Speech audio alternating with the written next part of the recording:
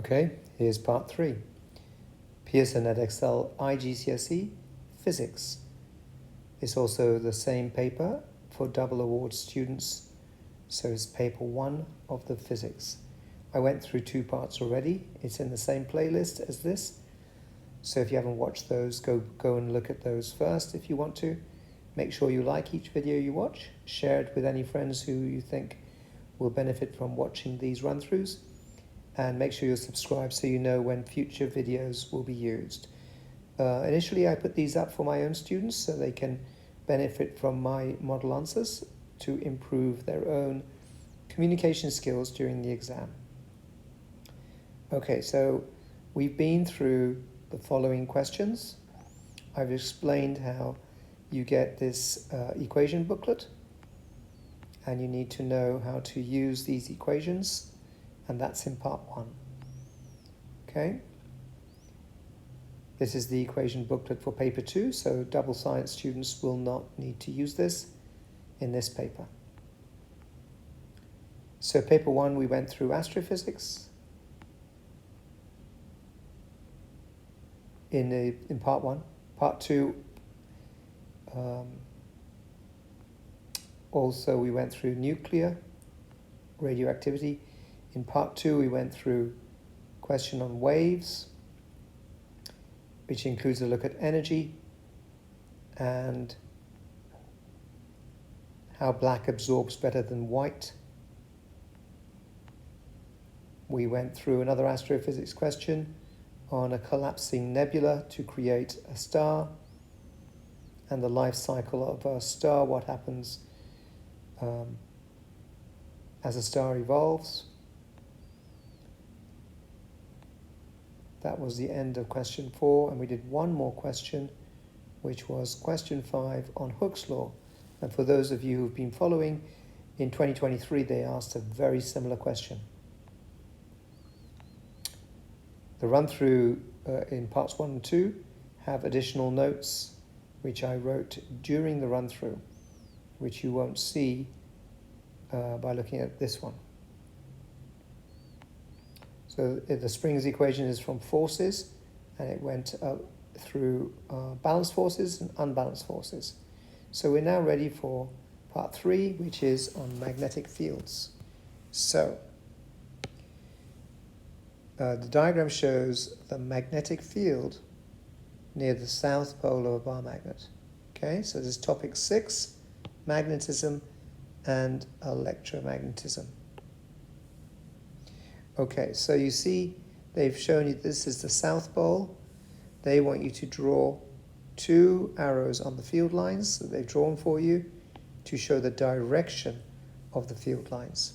Okay, so I'm going to do it in blue ink. So you want to show the field lines are always going from north to south. So if this is south, then you need to draw the field lines going inwards. You don't need to draw them on every arrow. You just need to show that you know that field lines are always from north to south. Okay? A bit like in current is always from positive to negative. Okay. The next part of the question talks about which of these is attracted to the bar magnet. Yeah? Only magnetic elements are, there are 3 magnetic elements. They are iron, cobalt, and nickel.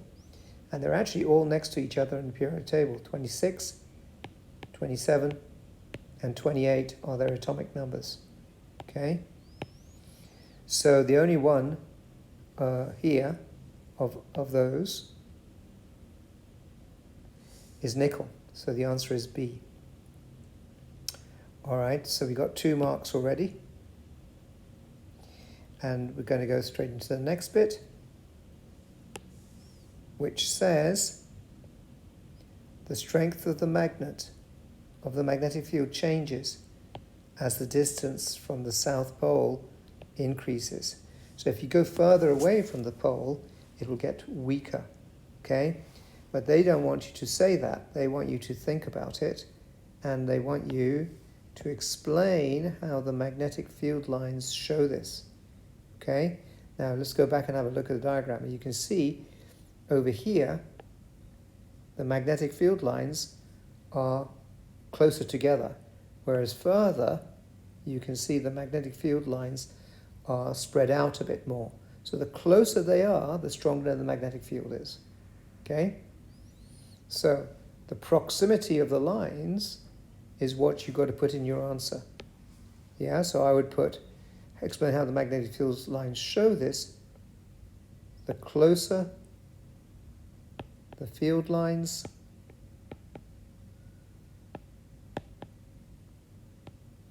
are, the stronger the field is. Okay? So therefore, the further they are, the weaker they are. Okay? So, that's the general rule. So you'll notice close to the South Pole, the field lines are closer, so the field is stronger near the pole. All right, so hopefully that will get me 2 marks. We'll have a look at the mark scheme later. Now, the next bit says, diagram 2 shows a small piece of iron that has been placed in the magnetic field. So here's the small piece of iron. They're talking about this. Okay, and the piece of iron becomes magnetized when placed in the magnetic field. So we call this a temporary magnet, yeah, as I've shown you here. I've labeled it on there. It's a temporary magnet or an induced magnet. Explain why, it says, the piece of iron experiences a force towards the south pole of the bar magnet. So remember, the field lines always go towards the south pole. Now, if it's being attracted and it's become magnetized when it's inside the field, that means this side will be the north and this side will be the south.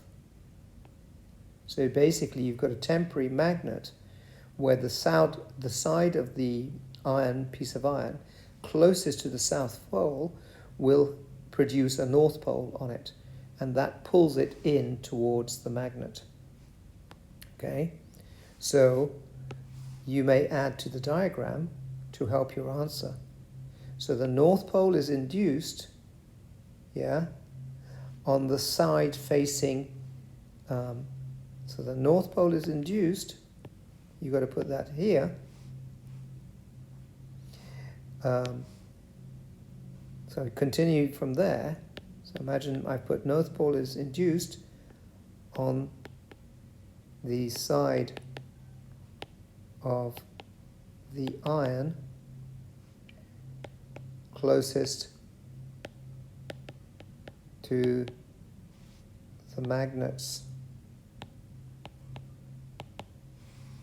south pole.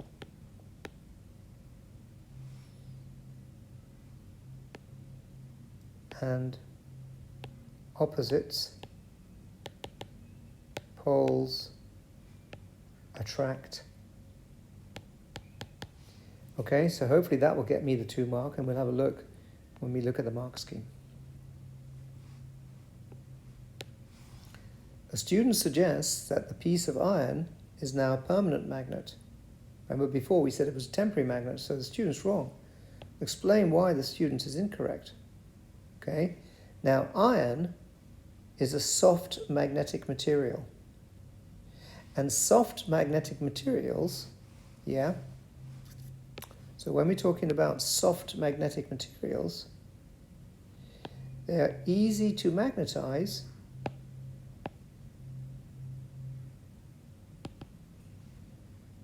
kind of temporarily, yeah, but they also lose their magnetism quickly or easily. Okay, so when removed from the field.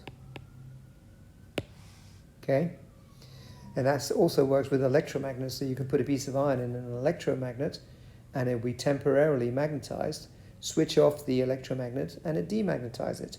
So it's easy to magnetize and it's also easy to demagnetize. Also loses their magnetism quickly. Okay, so easy to demagnetize. So again, hopefully that will get us 2 marks.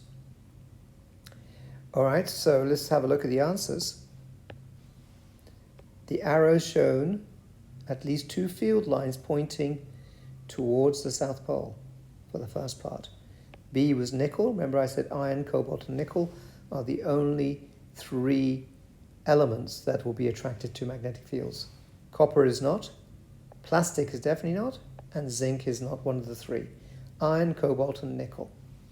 Then the field lines, the spacing in the field lines or the density changes with distance from the South Pole. Okay?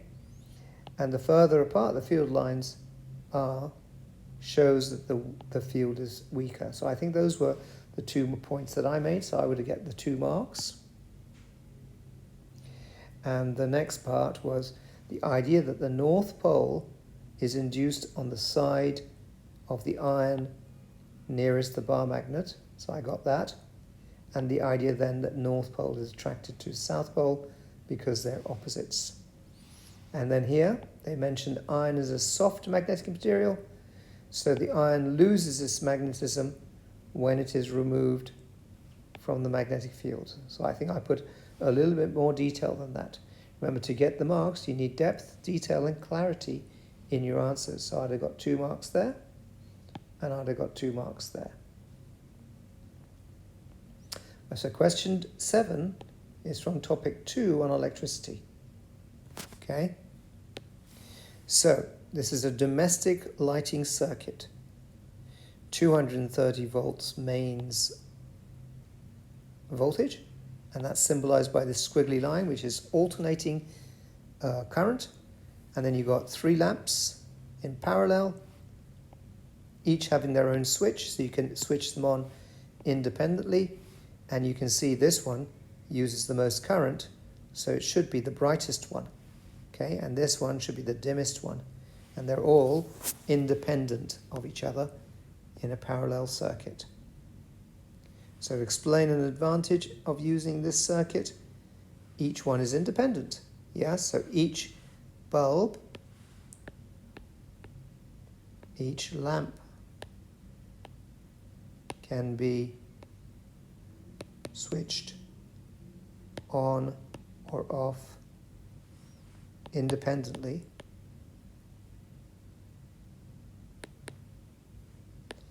And second point, if one stops working, the others can still be used. Okay, so they're completely independent. If one goes off, the others can carry on working. Whereas if they were in a series circuit, if one went off, the current would stop the path to all of them because they're in line. The next question, it says when switch 1 is closed, the current in lamp 1 is 22 milliamps. Remember the M stands for milli, which is 10 to the power of minus 3 amps, a milliamp, like a millimeter. And these are things that you need to know, the prefixes. I actually just put So lamp 1 is here, 22 milliamps. I actually put up a video, revision video on topics 1, 2 and 3, which some of my students may have done. Topics 1, 2 and 3 are forces, electricity and waves, and I go through a section where I put all of the prefixes for you to know for GCSE. So you can go and find that video and watch it. It helps you revise topics 1, 2 and 3. It's in a different playlist, so have a look for it in playlists. Okay, it's just a general GCSE exam practice rather than a specific year. Whereas this one is from 2024, so it's very recent. It then says, give the name of the charged particle that moves in an electric circuit, yeah, like this one shown in the question, and the answer is the electron, okay?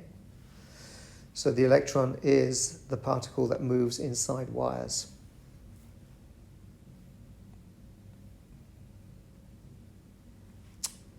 It then goes on to say, show that lamp 1 has a power of about 5 watts if you just do it roughly to the nearest integer, one significant figure. So show that means prove it mathematically. Well, if you look at the equation sheet, you'll find that the equation is power is voltage times current. So power is in watts, voltage is in volts, current, which has always got the symbol I, is in amps, okay? So we know that it was 230 volts in the question, and they just told us 22 milliamps, so don't forget to put 10 to the minus 3, yeah? And when you do that, you can get it to 3 significant figures, the watts of 5.06, but they want to show you that that's roughly 5 watts, so you can say that's roughly equal to 5 watts to 1 significant figure, okay? Now they want you to calculate the approximate energy transferred. I've put approximate here because you don't have to do it accurately, by lamp 1 when it is on for 30 seconds. So they've given us the time. And energy transferred, once you know the power, is the power in watts multiplied by the time in seconds. So I've just given you the units underneath each of the letters. So energy is in joules, power is in watts, we just worked it out, and time is in seconds, okay? So you put this power, 5 watts will be enough, into there, and we know the time is 30 seconds, so you put that there, multiply them together, and you get roughly 150 joules to 2 significant figures, okay? And you write that answer in the space provided.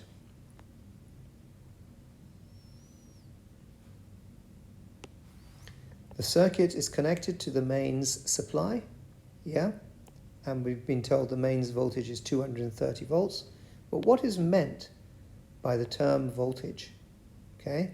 Well, just like current is the rate of flow of charge, energy, voltage is the energy transferred, yeah, in joules if you like, per unit or coulomb of charge. The unit of charge is the coulomb. So voltage is basically the joules per coulomb. So you could say 1 volt is 1 joule per coulomb, yeah? So it's joules per coulomb. So it's the energy transferred per coulomb of charge, and the energy is measured in joules, okay? A common question that you need to know. Switches 1 and 3 are closed. That means the lights are on. Closed switches means there's no gap, which turns on lamps 1 and 3, okay? Switch 2 is open. That means lamp 2 is turned off. So when the switch is closed, the lamp is on. When the switch is open, the lamp is off. Calculate the current in the mains supply.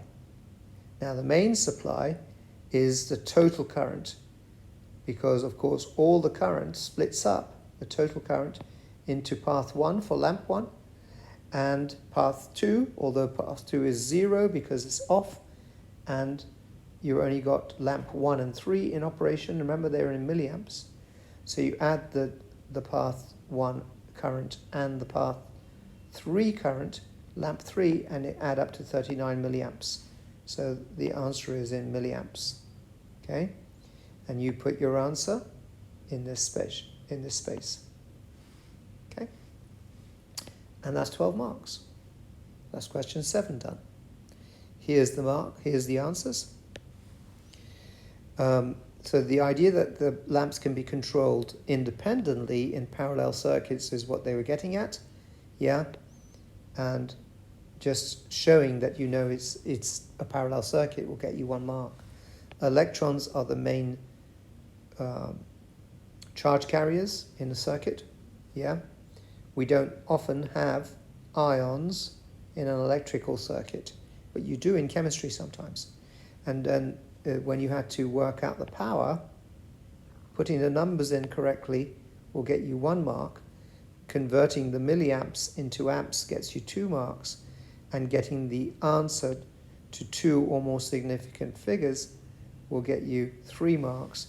And then showing that it's approximately equal to 5 watts is what the question was asking for.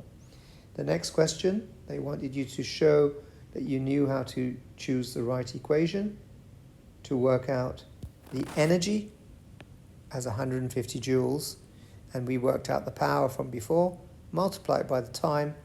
The time should be in seconds, yeah, which was 30 seconds,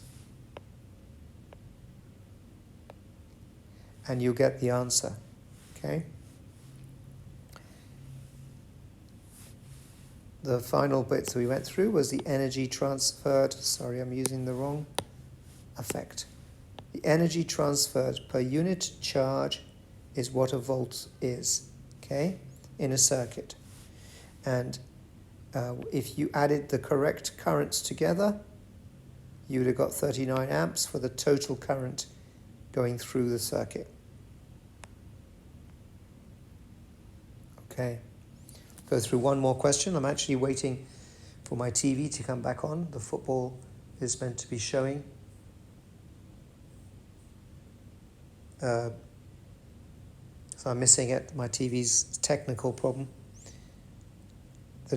Question 8. The diagram shows 2 rays of light incident on the boundary between air and water. Okay, I want to change that to yellow. So the air is here and the water's here, and here's the boundary between them.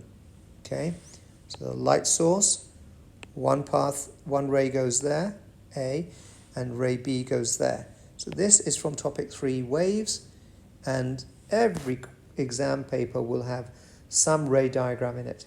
Remember, it's not drawn to scale, so you can't, it is drawn to scale, so you have to use a protractor in this question. And I've told you, you need to bring your protractor. You also need a ruler to draw straight lines. As you can see that I've drawn the refracted ray for B. And see the next question on the next page. It says here as a note for me. We'll find out in a minute. So the question's on the next page, and I've already drawn it here. Okay? They want you to show that you can work out how much the ray will bend towards the normal, yeah, which is the dotted line. This is called the normal, which is always at right angles to the boundary. Okay, so you always draw the normal, the red dotted line, and you measure the angles to the normal, yeah. So here, the angle of incidence here is 60 degrees. How do I know? I used a protractor. Okay? So once you've used your protractor, you know the angle going in air to the normal is 60 degrees. You've then got to calculate how much it is. And the calculation for B, I've done for you, is shown here. So here's the calculation example for B. We know the equation for the refractive index. N is equal to sine of angle of incidence, which is 60 degrees, yeah, divided by the sine of the angle in the refracted beam, which is here. So you need to put this sign. And the refractive index, N, 1.33, is given to us in the question already. So we know angle I, so we know the sine of I. The only unknown is sine of R. So if you change the equation round, you'll see the sine of R is equal to the sine of 60 divided by 1.33. So all I've done is to change the subject of the equation, and in effect, this goes there, and this goes down below, okay? And it gives you an answer that the sine of the refractive angle should be 0.65. So if you know how to take sine to the -1, yeah, so you do sine inverse sine of 0.65, you will find your calculator will tell you the angle of refraction in the water side will be 40.6 degrees. So this angle here is 40.6 degrees, and I've just shown you how to calculate it. Now you can do the same. You can do the same for the ray A.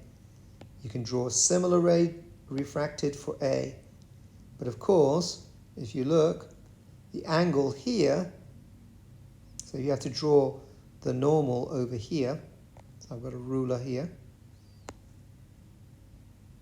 to make sure you can draw the ray diagram.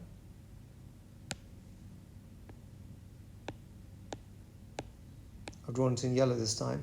So that dotted line is drawn, that's the normal, yeah? So I've drawn the normal in yellow this time. You've got to measure this angle, yeah?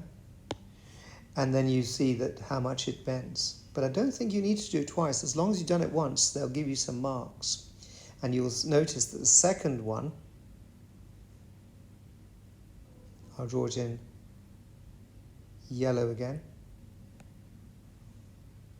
If you draw it with a ruler, it will bend towards the normal again, but it won't be the same angle because the angle here is smaller than the angle there. So the angle here will also be smaller than the angle to the red ray that I've drawn. This angle and this angle will not be the same, okay? Be smaller. But the maths, this maths that I've drawn here, all of this will be the same except with different angles. The rule will still apply, yeah? So you'll be able to work out the ratio of the angles using the sine I over sine R equation, okay? Let's just take that off. Hopefully that makes sense to you. So it says, in the next part of the question, it says the refractive index of water is given. Explain the paths of the two rays of light after they strike the boundary between the air and the water. So I've already done this for you. You've got to explain it. Include calculations, like I did, in your answer, and draw on the diagram to support your answers. So you've got to draw. To get the marks, you will need to do the following. Draw normals for each ray, and you would do it in pencil, and you would bring your ruler. Measure each ray's incident angle, that's the I angle going into the air side, calculate the angle of refraction for each ray, or at least show that you can calculate it for one, and I think you get marks for that.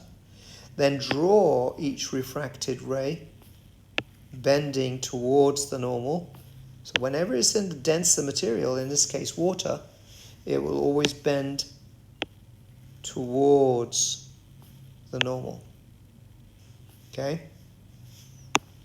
And explain why this happens. So then you need to go back. You'll need to go back to explain why this happens. So from air to water, using the appropriate scientific terms, which is the refractive index, shows that it's denser. The water is optically denser. So the speed of the ray in the water decreases compared to in air. And as it slows down, it also bends towards the normal. Now let's look at the mark scheme. Here you can see I've got like 2, 4, 5, 6 bullet points for these 6 marks. So I've already got some from the other page probably. So you've got to show in your diagram that ray A is refracted and changes direction towards the normal. Ray B is refracted and changes direction, 2 marks. Correctly measured angle of incidence at least once, you'll get 1 mark. And correctly calculated angle, more difficult, for either ray. So you only need to do it once. Okay, and then they're looking for the answer between 39 and 42 for B. That's the one I did, and I got 40 point something. So I had to get that mark. And you've got to explain that water and air have different optical densities. Yeah? And that light travels slower in water than air. And these two are linked. And I didn't put this down because I didn't think it was relevant, the 7th point. Total internal reflection does not happen, yeah, because you're going from air into water. The only time you'll get total internal reflection is if you're going from the water into air, okay? So that's just something else that could get you a mark. So those are the 6 points that they're looking for. And there's your 6 marks. So that is basically the end of this part. So we've done 8 questions now from this paper. So if you found that useful, don't forget to like the video, share it with your friends, subscribe, and make sure you do your corrections. And if you're one of my students, you know that we expect you to do them and put them in your assessment folder to show how many past papers you've tried. Okay, so the next question I'm going to go through, probably in the next video, will be on solids, liquids, and gases. Okay, which is the first topic we did in year 11. Okay, thanks for watching. Bye for now.